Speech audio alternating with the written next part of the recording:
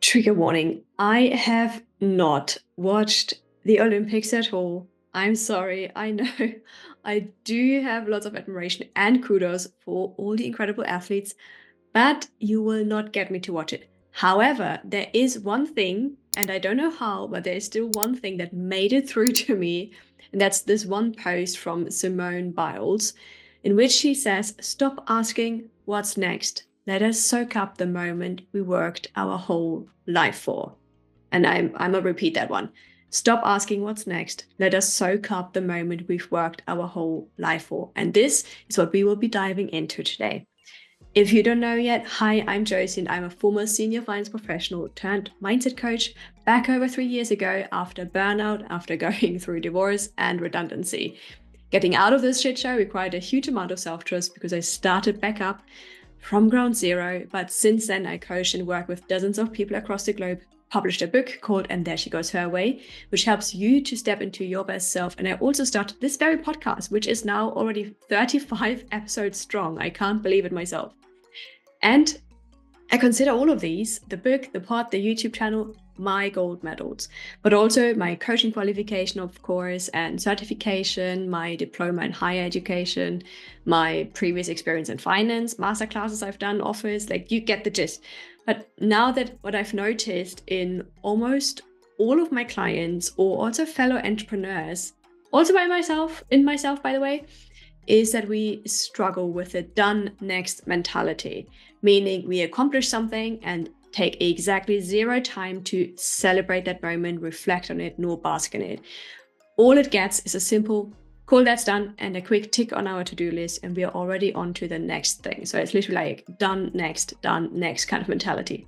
We do not take time to babysit our gold medals, like Simone suggests.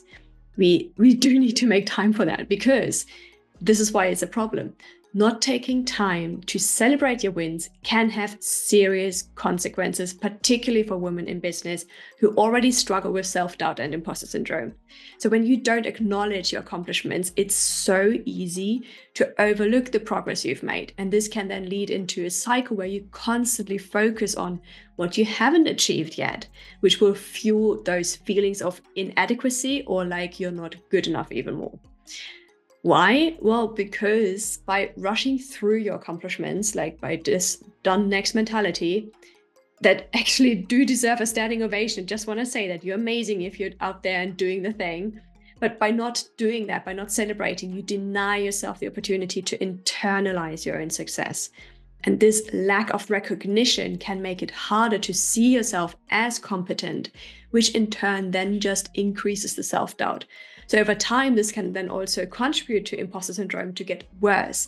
And I just want to say, imposter syndrome is just a fancy word or way of saying or describing a very well-trained belief system and thought pattern where you feel like a fraud despite your accomplishments.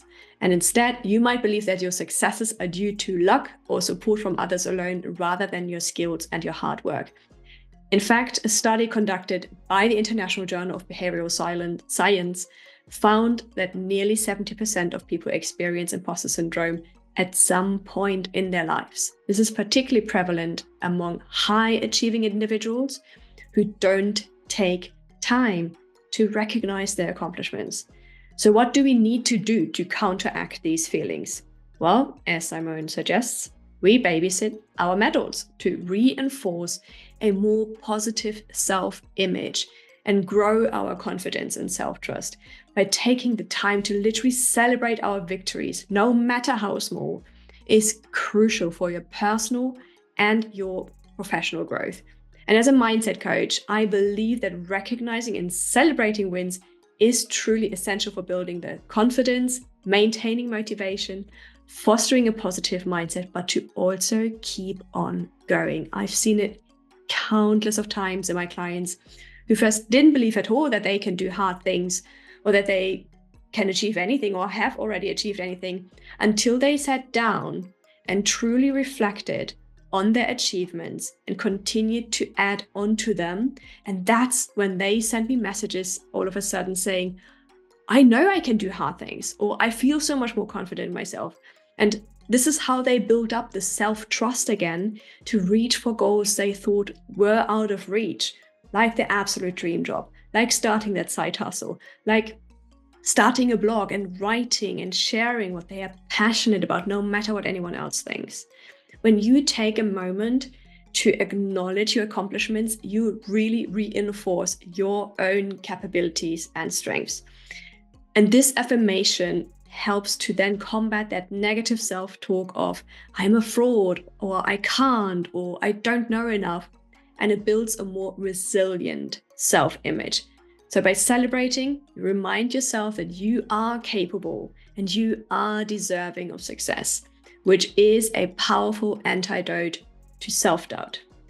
Secondly, celebrating wins maintains motivation. The journey to success is often long and filled with all the obstacles. If you don't take the time to recognize your process, it's so easy to become disheartened and to just give up and lose sight of your ultimate goals. Celebrating those milestones though, but also your failures, by the way, both big and small, provides this sense of achievement and progress. And this recognition fuels your motivation, it fuels your drive, it fuels your discipline, and it keeps you energized because you're like, yes, I want more of this. This feels great. And it keeps you also focused on your path. So it's like refueling your car on a long road trip. And without it, you literally risk running out of gas, obviously, before reaching your destination. Lastly, celebrating wins fosters a positive mindset. Acknowledging your successes, again, no matter how minor, no matter how small, shifts your focus from what's lacking or what you haven't done or what still needs to be done or what has already been achieved to what has already been achieved.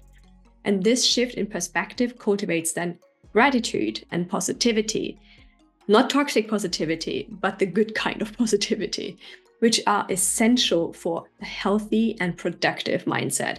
So in other words, a positive outlook not only enhances your well-being, but it also improves your problem-solving abilities and your creativity, which then makes you more effective in also your business endeavors. So again, I just want to paint the picture here. It's not the pessimists who invented the wheel or electricity or airplanes. It's the slightly delusional optimists who believe they can make it happen. And they kept on going and they kept on trying and they kept on celebrating their success when they finally sat on their car and ran down the hill or drove down the hill. So your continued success depends on you taking the time to slow down and reflect on how far you have already come. And I just want to say there is no slow or fast in this. You go at your own perfect pace, okay? This is something you can only compare with yourself and no one else. And if you have zero clue to go about celebrating yourself, I just want to ask you this. Before you say, I don't know, I just want to ask you, what would be something that you would love to do? That would be fun and bring joy back into your life? How can you pour into yourself? What would be a lovely reward for yourself that creates this positive reinforcement to make your journey more enjoyable? It doesn't need to be a big fat party with champagne and dancing bunnies everywhere. If that's your cup of tea, do that. Of course, it totally can be. But also, no one else needs to know about it. Maybe you just want to celebrate in private, or you totally want to shout it out into the world. If it feels great, and if you want to share the joy, then go and share your wins with a supportive friend or a family member, a coach, a mentor, anyone who would listen. So but I do want to say, whilst we don't want to fall into that habit of seeking out external validation only, having this celebratory amplifier can absolutely reinforce your confidence. And I'm saying, don't just seek out external validation. I really want to say that. Don't just seek out external validation and do it for the sake of that, because this is first and foremost your personal victory and moment. It's all yours.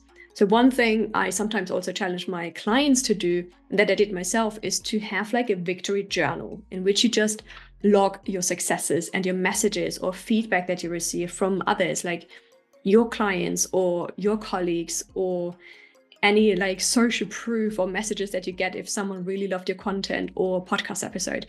because this provides you then with this tangible record of your accomplishments and serves as a powerful reminder of your capabilities and progress, and shows you are having an impact. You already are doing the great thing. Particularly, this is helpful in times of self-doubt. So to kick it right off, I would love for you to do two things after this episode. First one, comment one thing that you have achieved recently and that you feel so fucking proud of and want to celebrate together with others. I want to celebrate with you. Or also, you can tag someone who has done something amazing and give them a little shout out and kudos to celebrate their success. Believe me, this will literally make their day. And secondly, please leave a like on this video or a review and rating on Apple Podcast and Spotify so I can celebrate some more too. Hearing from you listeners is literally one of my favorite things in business, and it just fills me up with so much gratitude seeing that you are appreciating my content. And sorry for my cat meowing in the background. Anywho, with that, I shall see you again next week with a new episode featuring another incredible guest. Bye.